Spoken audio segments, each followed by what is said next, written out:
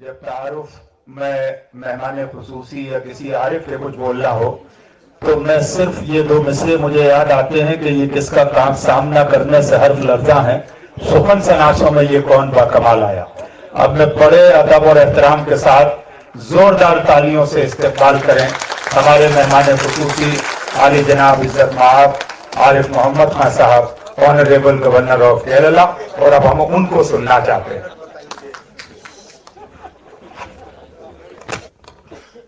मोहतरम सदर जलसा,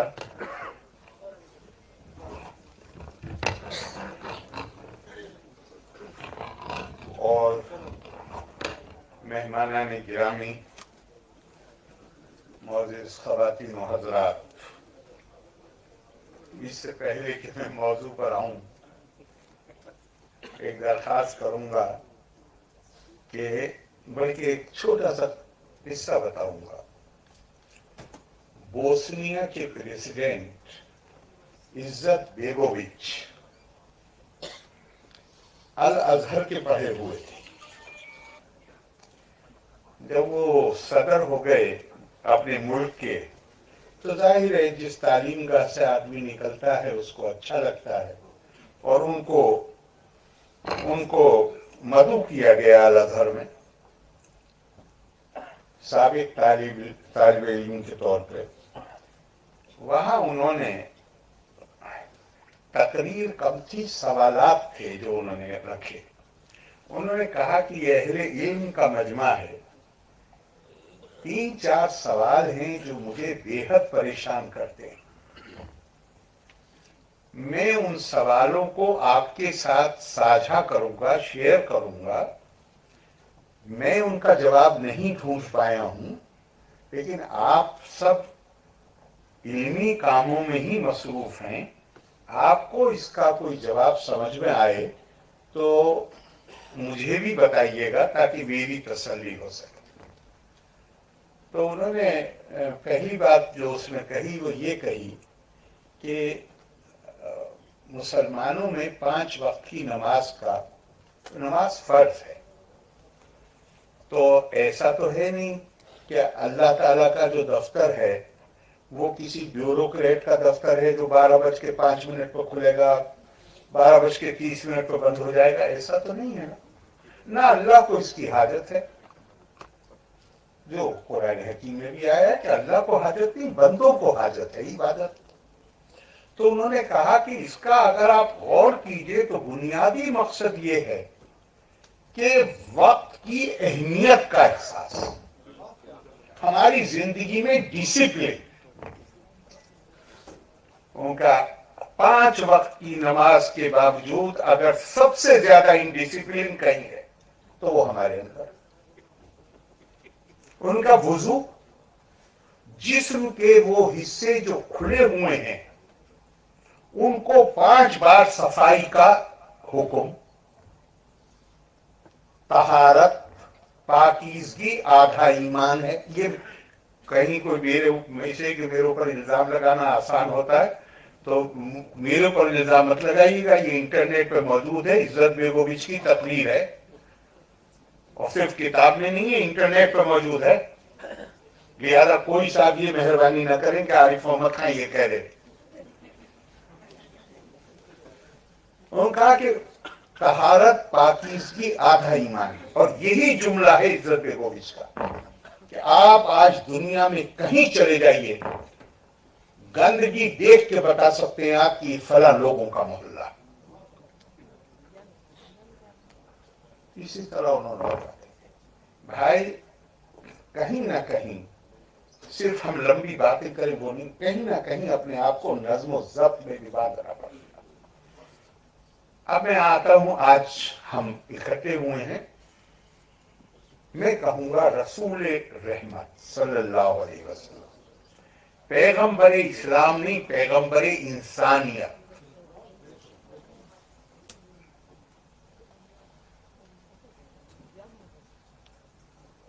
और इंसान उसी को याद करते हैं जो किसी न किसी सूरत में उन्हें फायदा पहुंचाने वाला होता है, उसी का नाम लेते हैं। और اس میں جو میں جب رسول رحمت کہتا ہوں تو حدیث موجود ہے. کسی نے پوچھا کہ حضور صلی اللہ علیہ وسلم کا اخلاق کیا تھا، طور طریقہ کیا تھا؟ جواب دیا گیا کیا تم قرآن نہیں پڑھتے ہو؟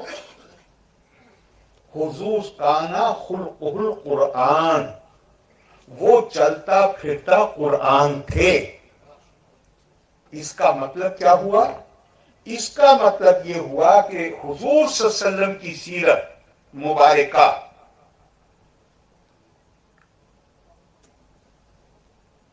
کے لیے ہمیں بہت زیادہ روایتوں پر انحصار کرنے کی ضرورت نہیں ہے. قرآن حکیم خود گواہی دیتا ہے حضور صلی اللہ علیہ وسلم کی سیرت کے بارے میں. اور پھر لیکن پرابلم کیا ہوگی کہ جب ہم روایتوں سے حضور صلی اللہ علیہ وسلم کو سمجھتے ہیں تو ہم خود جو کچھ کر رہے ہیں اس سے مطابقت نظر آتی ہے. لیکن جب ہم قرآن کے ذریعے حضور صلی اللہ علیہ وسلم کو سمجھیں گے تو ہم پائیں گے کہ بڑی خلیج ہے اس چیز میں جو قرآن حکیم نے بتائی ہے حضور صلی اللہ علیہ وسلم کے بارے میں اور جو ہمارے طور طریقے، اس میں ایک بڑی خلیج پھر ہم پائیں گے. جیسے میں ابھی ایک رحمت کا قرآن حکیم کا حضور صلی اللہ علیہ وسلم رسول رحمت، تو قرآن کا رحمت کے بارے میں کیا نظریہ ہے اس پہ تو غور کرنا پڑے گا. سورہ غالباً انفال کو چھوڑ کر ہر سورت کی شروعات بسم اللہ الرحمن الرحیم سے ہوتی ہے.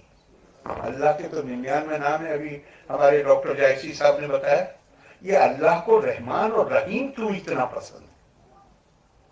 اور جب اللہ کو پسند ہے تو اللہ کے نبی میں تو رحمت کوٹ کوٹ کے بھری ہونی ہے. رحمان اور رحیم دھیان کر اس پر غور کیجئے گا. آپ نے سورہ حدیبیہ کا ذکر کیا. سورہ حدیبیہ جب لکھی جا رہی تھی اور حضور صلی اللہ علیہ وسلم نے فرمایا لکھو بسم اللہ الرحمن الرحیم، تو قریش کے نمائندے نے کہا ہم کسی رحمان کو نہیں جانتے، وہ لکھیے جو قریش کا طریقہ ہے، بسم ہی. رحمان عربی کا لفظ نہیں ہے لیکن اس میں شامل ہو گیا. اور رحمان اور رحیم یہ نکلا کہاں سے ہے؟ رحم. غلط تو نہیں ہے سر؟ رحم، رحم ایک انسانی عضو کا نام ہے، آرگن آف ہیومن باڈی، جو مردوں میں نہیں ہوتا. یہ نسوانی صفت ہے بنیادی طور پر. اور اللہ اپنے آپ کو اللہ کو جو سب سے پسندیدہ نام ہے وہ مردانہ نام نہیں ہے. وہ نام ہے جو مختص ہے خواتین کے ساتھ. ہمارے سابق صدر ڈاکٹر رادھا کرشنن نے اپنی ایک تقریر میں کہا کہ اگر تمہارے اندر اگر تم اپنی شخصیت کو مکمل کرنا چاہتے ہو تو کوشش اور محنت کر کے اپنے اندر رحم کا جذبہ پیدا کرو. اگر رحم کا جذبہ پیدا نہیں کرو گے تو اس کی مکمل امکانات ہیں کہ تم جانوروں جیسی تمہاری حرکتیں ہو جائیں گی.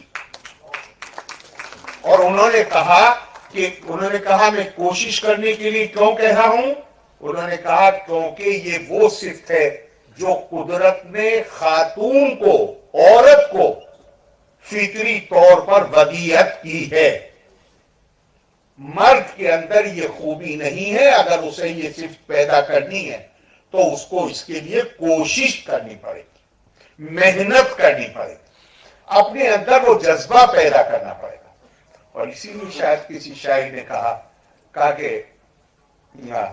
بشیر کہیے، نذیر کہیے، انہیں سراج منیر کہیے، جو سر بسر ہے کلام ربی، وہ میرے آقا کی زندگی. وہ سر بسر، جب اللہ کو رحم اتنا پسند ہے تو حضور صلی اللہ علیہ وسلم کتنے رحیم اور رحمان تھے. ایک کے بعد ایک ہمارے جائسی صاحب نے کچھ واقعات بتائے، آپ کہیں تو میں لفظ بتا سکتا ہوں اور تیار ہو کے آیا ہوں یہ بھی بتا دوں آپ کو، لیکن یہاں جو لوگ بولے ہیں اس سے مجھے کچھ ایسی چیزیں ملی کہ میں نے سوچا کہ اب اس کو چھوڑو، جو تیار کر کے لایا تھا اب ایسی ہی آپ سے بات کیے گئے تھے۔ اب دوسرا معاملہ ہے یہاں پہ جو بالکل صحیح ہے، چونکہ منہاج القرآن ڈاکٹر مولانا طاہر القادری صاحب انٹرفیتھ، اب انٹرفیتھ کے لیے ذرا غور کیجئے گا قرآن حکیم کی آیت، قولوا آمنا باللہ وما انزل الینا وما انزل الی ابراہیم و اسماعیل و اسحاق و یعقوب والاسباط وما اوتی موسیٰ و عیسیٰ وما اوتی النبیون من ربهم لا نفرق بین احد منهم ونحن له مسلمون۔ قرآن حضور صلی اللہ علیہ وسلم پہ ایمان لانے کے لیے کیا ضروری ہے؟ میں ایمان لایا حضرت ابراہیم پر، حضرت اسماعیل پر، حضرت اسحاق پر، حضرت داؤد پر جنہیں ڈیوڈ کہتے ہیں، حضرت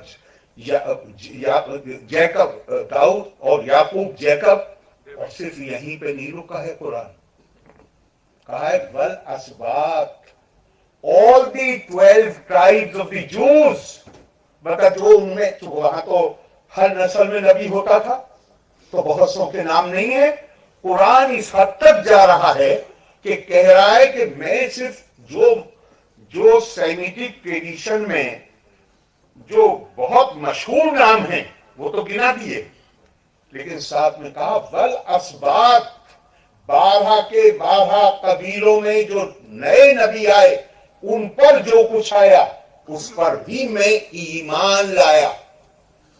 ایمان لانا زبانی نہیں ہوتا ہے۔ وما اوتی موسیٰ و عیسیٰ وما اوتی النبیون من ربهم، اور ایمان لایا حضرت موسیٰ پر موزیز، ایمان لایا حضرت عیسیٰ پر Jesus Christ. It is requirement of the faith to believe in them۔ اور پھر بہت مزیدار بات کہی ہے، ہم تو جو چاہے زبان استعمال کریں، لیکن قرآن کہتا ہے لا نفرق بین احد منہم، and we make no distinction among these prophets۔ ہم ان کو یہ نہیں کہتے اللہ نے کس کو کیا صفتیں دی، وہ اللہ کا کام، ہمیں یہ حق نہیں ہے کہ ہم یہ کہیں کہ یہ نبی زیادہ بڑا ہے اور یہ نبی چھوٹا۔ قرآن نے سختی سے منع کر دیا، اور اس حد تک کر دیا کہ اس کی تصدیق حدیث سے ہو سکتی ہے۔ جہاں میں عام طور سے مانتا ہوں کہ قرآن اپنے آپ میں بیسک سورس ہے، لیکن وہ خود حضور صلی اللہ علیہ وسلم نے فرمایا میرے بعد تم حدیثوں کی کثرت دیکھو، جب کبھی حدیث سنو اس کو قرآن کے پیمانے پہ ناپ لو، اگر قرآن کے مطابق ہے تو قبول کر لو ورنہ فردوہ، رد کر دو۔ تو قرآن کہہ رہا ہے اور پھر حدیث ہی کہ حضرت اب میں ڈیٹیل میں نہیں جاؤں گا، اتنا ٹائم نہیں ہے، کتنی دیر ہوگی سب بولتے ہو؟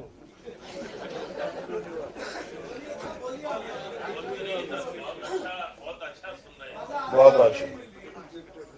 حضرت ابو بکر صدیق نے مدینے کے بازار میں کسی کے چانٹا مار دیا، میں تفصیل میں نہیں جاؤں گا، چانٹا مار دیا، اس شخص نے آ کر حضور صلی اللہ علیہ وسلم سے شکایت کی، اور حضور صلی اللہ علیہ وسلم نے اپنے ان بزرگ صحابی کو، انہیں اگر میں کہوں ڈانٹا تو غلط نہیں ہوگا، اور کہا مجھے کسی پر بھی فوقیت مت دینا، کیونکہ قیامت کے دن سب سے پہلے سور پھونکنے کے بعد سب لوگ بے ہوش ہو جائیں گے، سب سے پہلے مجھے ہوش آئے گا، لیکن جب میں آنکھیں کھولوں گا تو دیکھوں گا کہ حضرت موسیٰ عرش کا پایا پکڑے ہوئے کھڑے۔ اب اس کے باوجود چونکہ ہمارا قرآن سے بدقسمتی ہے ہماری کہ ہم وہ چومتے ہیں، آنکھوں سے لگاتے ہیں، جزدان میں رکھتے ہیں، لیکن نہیں، یہ میری اور آپ کی غلطی نہیں ہے، सैकड़ों सालों से तर्जुमा पढ़ने पर भी पाबंदी थी। तो जब तर्जुमा पढ़ने पे पाबंदी है तो मैं कैसे समझूंगा भाई। और कहा जाता था कि ये कुरान समझना आपके बस की बात नहीं है। कुरान अपने बारे में क्या कहता है, वलक़द यस्सरना कुराना, हमने इस किताब को आसान बना दिया है कोई जिससे नसीहत हासिल करे। कुरान कहता है अफला यतदब्बरून कुराना अम अला कुलूबिन अक़फ़ालुहा, तुम कुरान में कभी गौर व खौज करते हो या तुमने अपने दिलों पर ताले लगा रखे। हमें गौर व खौज करने से रोकने के लिए कहा यह जाता था गुमराह हो जाओगे, लेकिन दर हकीकत गौर व खौज करने से रोकना था, क्योंकि जो दीन हमें पेश किया जाता है कुरान के बाहर का, आप कुरान पढ़ेंगे और समझेंगे तो आप कुरान के दीन पे आ जाएंगे, तो गुमराह तो हो ही जाएंगे उस दीन से जो बताया जाता है। तो सही कहते थे, गलत नहीं कहते थे। और यही वजह है कि तजाद, अब मैं यही की एक मिसाल देता हूं आपको।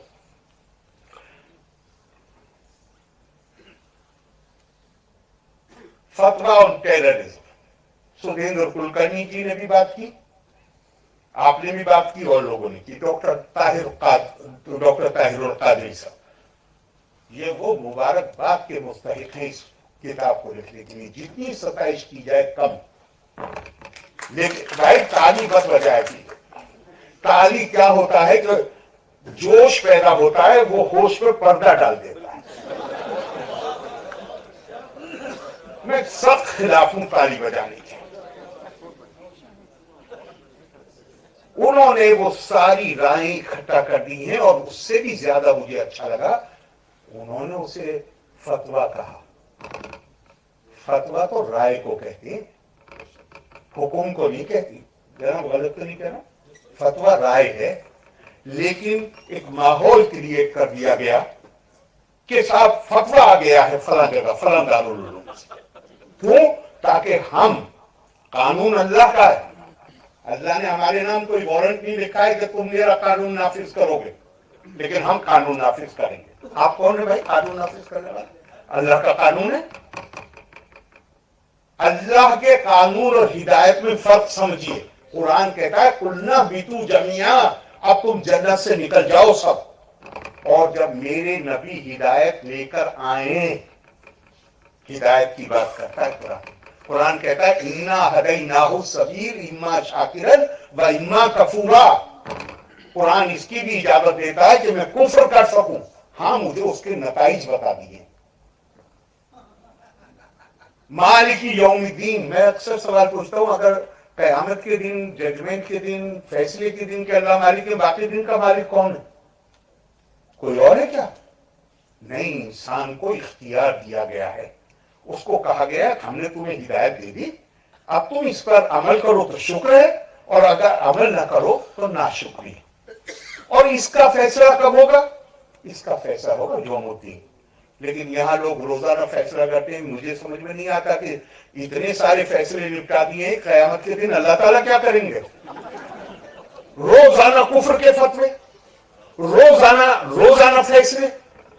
भाई आपको कहां, कुरान का हाल तो यह है कि हुजूर सल्लल्लाहु अलैहि वसल्लम ने ओहद के मौके पर जख्मी होने के बाद, बेहोश होने के बाद, और जब होश आया उस वक्त उनके मुंह से जुमला निकला, वो कौम कैसे फलाह पाएगी जो अपने नबी को जख्मी करे। किसको अपनी कौम बता रहे थे? जिन्होंने आके जख्मी किया है, जो जान लेने के लिए आए थे, वो तो उनको भी अपनी कौम मानते थे। लेकिन इस पर भी अल्लाह की वही आ गई, लैसा लका मिनल अम्र शैइन औ यतूबा अलैहिम औ युअज़िबहुम फइन्नहुम ज़ालिमून। आपने जो कहा है बेशक ये जालिम है। अभी हमारे भाई हबीब साहब ने बदर का और हुदैबिया का जिक्र किया। भाई बदर डिफेंसिव लड़ाई थी, हमला करने मक्के वाले आए थे। बदर और खैबर एक ही चीज है, ऑफेंसिव लड़ाई नहीं थी बदर। 300 कुछ मील का फासला है, 200 मक्के से 200 मील की दूरी थी जिस जगह जहां बदर है, जहां लड़ाई हुई, और मदीने से 100 की है, 2/3 और 1/3 का फर्क है। तो हमला करने कौन आया था? हमले से कौन, कोई दुनिया का कानून है मॉडर्न से मॉडर्न जो इंसान को यह हक नहीं देता कि अगर उस पर हमला किया जाए तो वो अपना दिफा करे? अपना दिफा कर रहे थे। हमला कहां किया है? लेकिन प्रॉब्लम क्या है? प्रॉब्लम यह है कि चाहे जितनी किताब लिख लें डॉक्टर ताहिर कादरी की किताब मदरसों में नहीं पढ़ाई जाएगी। मदरसे में किताब पढ़ाई जाती है हिदाया, जो इमाम मरगिनानी की किताब है और जो सब देवबंद नदवा सब जगह निसाब का हिस्सा है, और उसमें किताब उस शहर में लिखा हुआ है। और अगर कोई साहब चैलेंज करे तो मेरे कंप्यूटर में पूरी किताब मौजूद है, उसमें लिखा हुआ है कि जिहाद शरीयत में दीने हक की तरफ बुलाने और जो उसे कबूल न करे उससे जंग करने को कहते हैं। तो मदरसे में तो ये पढ़ाया जा रहा है। डॉक्टर ताहिर कादरी की किताब तो नहीं पढ़ाई जाएगी मदरसे। वहां तो कुरान का तर्जुमा नहीं पढ़ने दिया जाता, क्योंकि कुरान में कहा गया है उज़िना लिल्लज़ीना युक़ातलूना बिअन्नहुम ज़ुलिमू। लड़ाई की इजाजत सिर्फ उनको है जिनके खिलाफ लड़ाई लड़ी गई है, जिनको उनके घरों से बेघर किया गया। और क्या क्या हिकमत की बात कही है कुरान की आयत कि अगर अल्लाह ताला एक गिरोह को दूसरे गिरोह के जरिए चेक न करते रहते, लहुद्दिमत सबानिउन व बियउन व सलाबातुन व मसाजिदु युज़करू फी हस्मुल्लाहि कसीरा। अगर अल्लाह ताला एक गिरोह के जरिए दूसरे को चेक न करते तो लहुद्दिमत डेमोलिश कर दिए जाते, सबानिउन सिनागॉग्स, बियउन चर्चेस, लोग स्वयं बियउन बसलाबातुन तरसा के मंदिर व मसाजिद, चारों को एक जगह रख के कहा कि जहां अल्लाह का नाम बकसरत लिया। कुरान ये नहीं कहता कि सिर्फ मस्जिद में नाम लिया जाता है। और कोई साहब चैलेंज करें इससे कि मैंने जितने तर्जुमे और तफसीरें हैं इस आयत की वो जितनी मैं देख सकता था, अल्लाह ने तौफीक दी, वो सब देखी। चारों प्लेसेस ऑफ वर्शिप को बराबर रखा था। यहां पर युज़करू फी हस्मुल्लाहि कसीरा, यहां पर अल्लाह का नाम बकसरत लिया जाता है। कुरान का एटीट्यूड ये हुजूर सल्लल्लाहु अलैहि वसल्लम को समझने के लिए। और रिवायत मैं नहीं कह रहा, मकातीबे मज़ामीन शिबली पढ़ लीजिए, मौलाना शिबली नोमानी ने लिखा है कि खुद अपनी तरफ से नहीं कहा है कि 3री सदी के एक मुहद्दिस ने, यानी हदीसों पर काम करने वाले बुजुर्ग, 3री सदी के एक मुहद्दिस ने लिखा है कि अगर आज हुजूर सल्लल्लाहु अलैहि वसल्लम हमारे बीच में आ जाएं तो हमें देखकर कहेंगे ये कौन लोग हैं, ये किसकी उम्मत है। आज तो हम 15वीं सदी में हैं, 3री सदी के मुहद्दिस ने ये कहा है। क्यों कहा है? क्योंकि आप कुरान पढ़िए मिसाल के तौर। आज आप यही IIC से बाहर चले जाइए, किसी मुसलमान से पूछिए, किसी गैर मुस्लिम से पूछिए, वो समझते हैं कि बादशाह जो है ये इस्लामी निजाम। और आप कुरान पढ़ेंगे तो पता चलेगा कि कुरान बुरी नजर से देखता है मतलब बादशाह को, लेकिन कुरान से हमारे रिश्ता नहीं है। लिहाजा तमाम गैर कुरानी तसव्वुरात हमने कबूल किए हुए हैं। अब मैं इसके जरिए में ये कहना चाहता हूं कि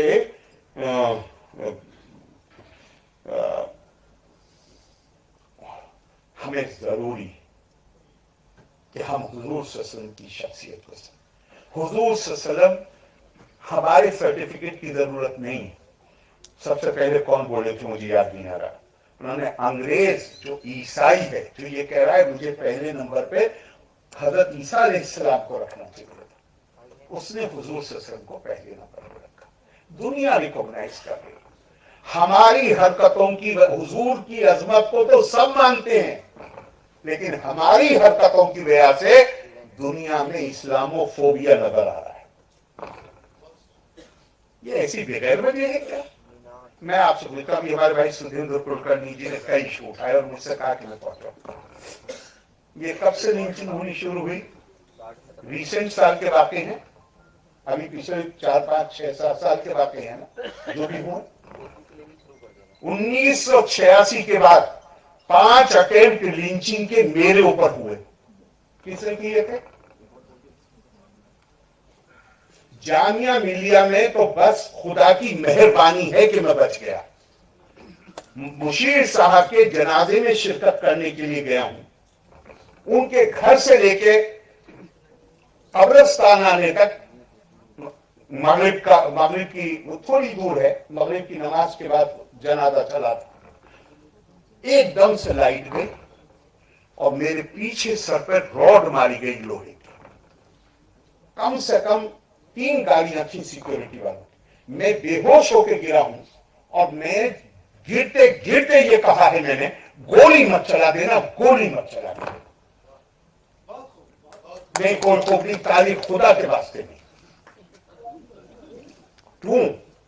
اس لیے کہ میرے تو چوٹ لگی ہے. اگر انہوں نے اندھیرے میں گولی چلا دی تو پتہ نہیں کتنے لوگوں کا جائیں گے. اور آپ یقین مانیے ایک ایک کا پتہ چل گیا تھا کہ کون اس میں شریک تھے. پولیس کمشنر دلی نے 2 دفعہ آ کے مجھ سے خوشامد کر کہا سر یہ بڑا خراب انسیڈنٹ ہو جائے گا اگر کارروائی نہیں کر. میں نے کہا بہت روز کیس ہوتی ہیں ان میں کر لینا کارروائی، اس میں کارروائی نہیں ہونے دو. یہ لنچنگ کون کر رہا تھا؟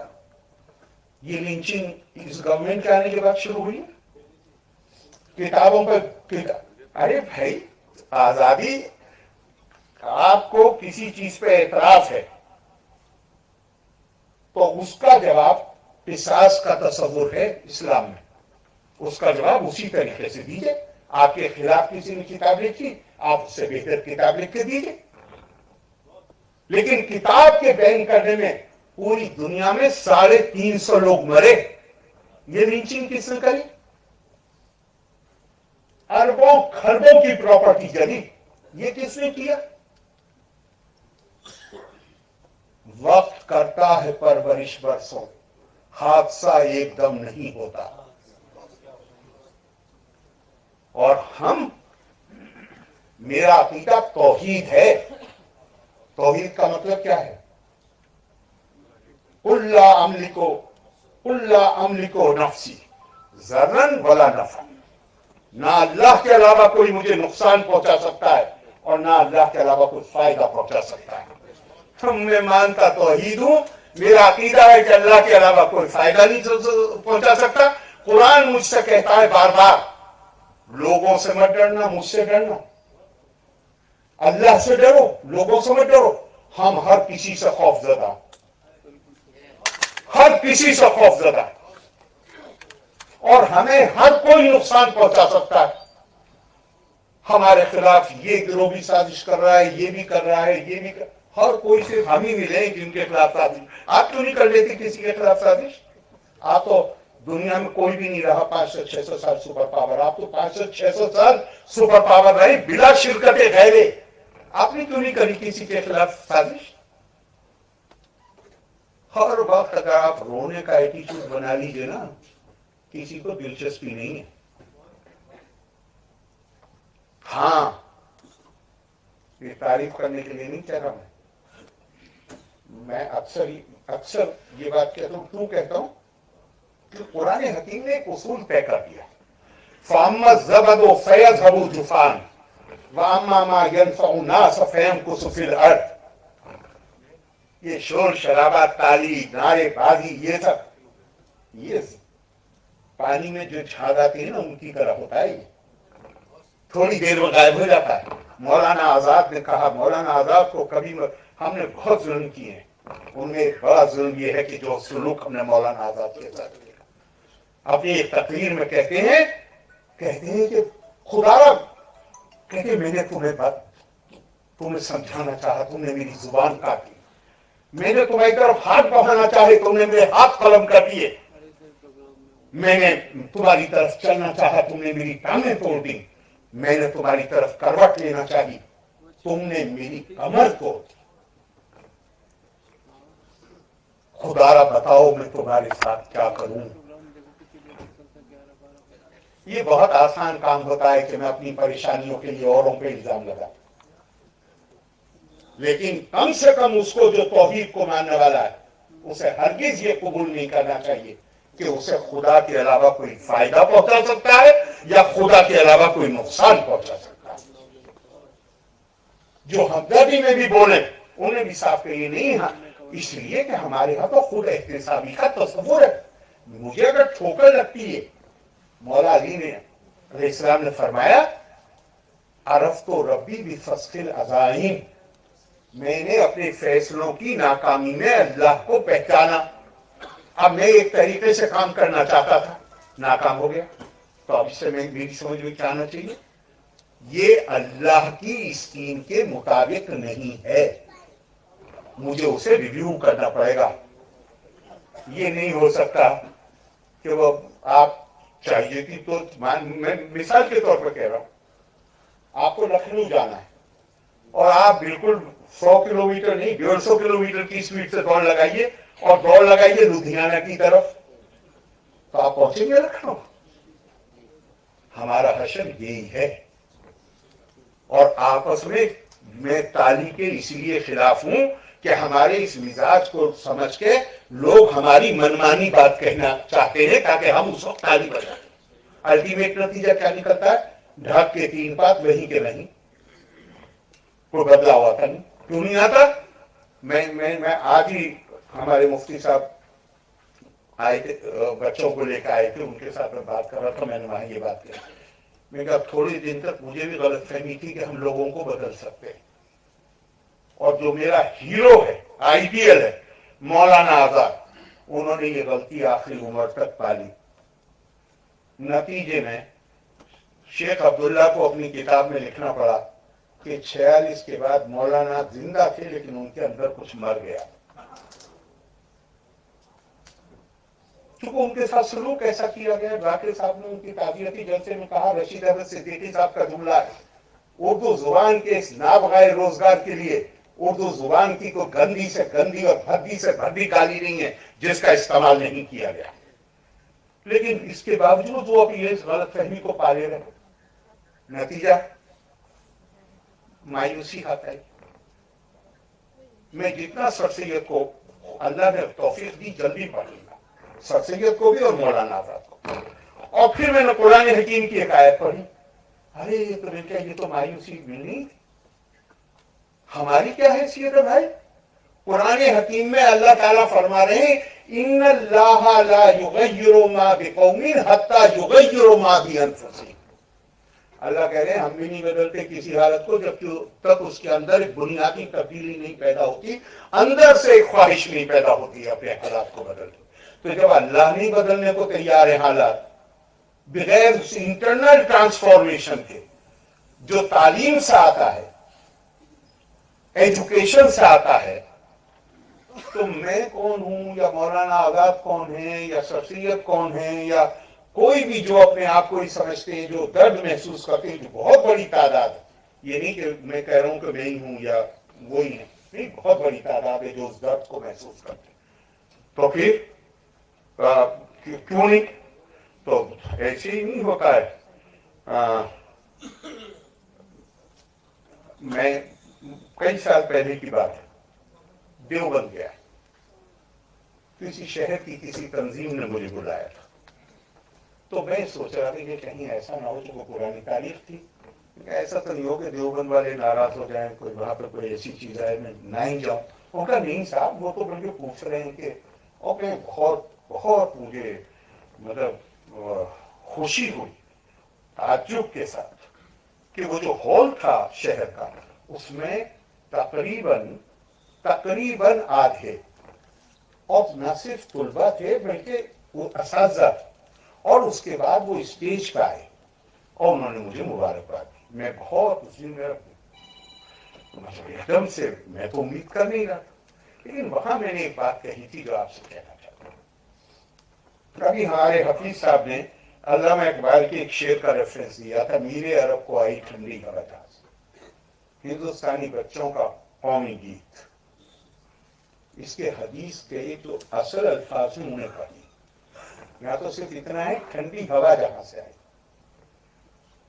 جو الفاظ ہیں وہ ہیں اجیدو ریح العلمی من بلاد الہند، میں ہندوستان کی سرزمین سے علم اور دانش کے، حکمت کی ہوا کے ٹھنڈے جھونکے آتے ہوئے محسوس کر رہا ہوں.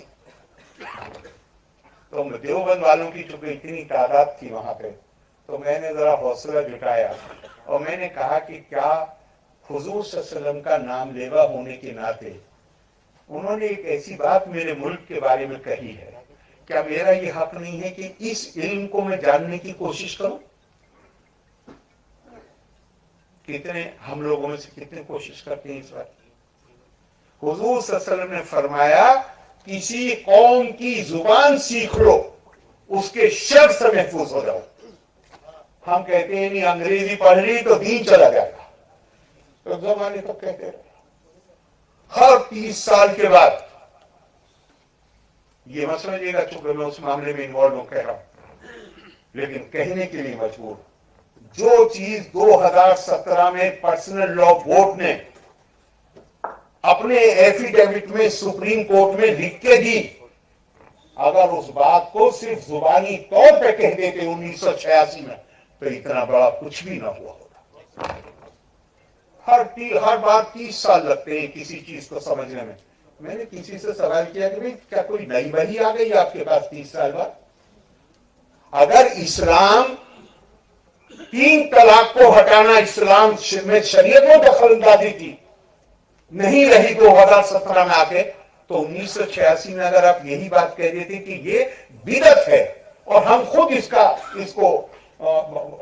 کا علاج کریں گے، جو بات 2017 میں کہی ہے اگر صرف وہی کہہ دیتے تو جس درد اور تکلیف سے یہ پورا ملک گزرا شاید وہ نہ ہوا ہوتا.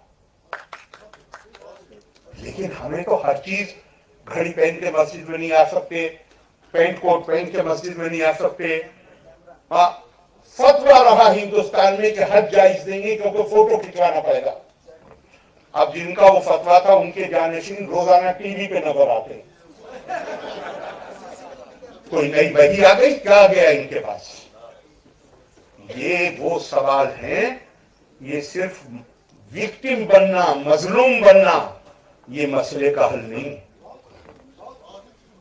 رونا مسئلے کا حل نہیں. عزم چاہیے، ہمت چاہیے، اپنے حالات کو بدلنے کا فیصلہ چاہیے. اور کوئی چیز نہیں ہو سکتی جب تک علم میں آگے نہیں ہو. آگے سے مطلب کمپٹیشن کی زور سے نہیں، یہ پورا ملک، یہی صحیح ہے تو وشو گرو کہا جاتا تھا اس ملک کو. اسی لیے تو حضور صلی اللہ علیہ وسلم نے بھی کہا کہ اجیدو ریح العلم من بلاد.